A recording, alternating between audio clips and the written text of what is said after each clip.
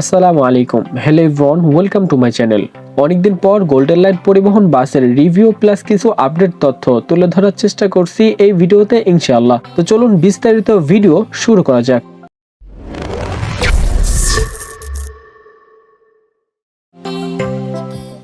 বেশ কিছুদিন যাবত আপনারা কমেন্ট করতেছিলেন গোল্ডেন লাইনের হুন্দাই বাসের আপডেট কিছু তথ্য নিয়ে ভিডিও দেওয়ার জন্য। কিছুদিন আগে আমি একটা ভিডিও আপলোড করি ইউটিউবে, সেখানে বলা হয়েছিল গোল্ডেন লাইনের হুন্দাই বাসের 3টি বাস তাদের গ্যারেজে বন্ধ অবস্থায় রয়েছে। তবে এবার আমরা জানতে পারছি গোল্ডেন লাইন হুন্দাই বাসের তেমন কোনো যাত্রী না পাওয়ায় বাসগুলো তারা পুনরায় বিক্রি করে দেয়। এতে অনেক বাস লাভাররাই কষ্ট পান। তবে বিক্রি করার পরপরই তারা আবারও মার্সিডিজ বেঞ্জের একটি এসি বাস এবং হিনোর একটি নন এসি বাস এবং অশোক লিল্যান্ডের বিজনেস ক্লাস স্লিপার বাস তারা নামান।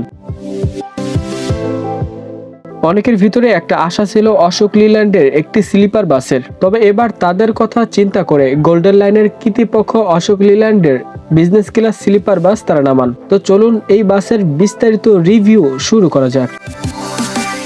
গোল্ডেন লাইনের বহরে এই প্রথমবারের মতন যুক্ত হলো অশোক লিল্যান্ড 12 মিটার লম্বা চ্যাসিসের উপর বিজনেস ক্লাস স্লিপার বাস।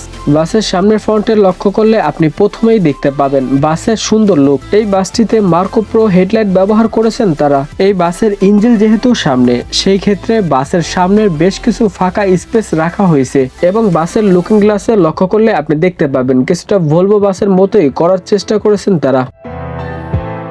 এবার আসি বাসের সাইড লুক। বাসের সাইডে রেড কালারের পেন্ট স্কিল ব্যবহার করেছেন তারা এবং বাসের সাইডে বিজনেস ক্লাস ভার্সেস স্লিপার লেখা রয়েছে।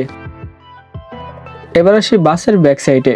বাসের ব্যাক সাইডে গোল্ডেন লাইন লেখার ঠিক নিচে ছোট্ট একটি ক্যামেরাও ব্যবহার করেছেন তারা এবং তার নিচে ব্যাকলাইট ব্যবহার করেছেন। ব্যাকলাইট গুলো দেখতে আমার কাছে কমন মনে হচ্ছে, কারণ এর আগেও এই মডেলের ব্যাকলাইট তাদের বেশ কিছু গাড়িতে ব্যবহার করেছিলেন। এবার আসি বাসের ভিতরের দিক। বাসে প্রবেশ করলেই আপনি দেখতে পাবেন বাসের ড্যাশবোর্ড। ড্যাশবোর্ডটি খুবই সুন্দর করে সাজিয়েছেন তারা। এবার আসি বাসের ইন্টেরিয়র ডিজাইন। লক্ষ্য করলে আপনি দেখতে পাবেন 28টি বিজনেস ক্লাস সিট ব্যবহার করেছেন এবং সিটের উপরে 15টি স্লিপিং বেড ব্যবহার করেছেন তারা এবং বাসের খুবই সুন্দর লাইটিং ডেকোরেশন করেছেন তারা। তবে সব মিলিয়ে আমার কাছে মোটামুটি ভালো লেগেছে বলা যায়।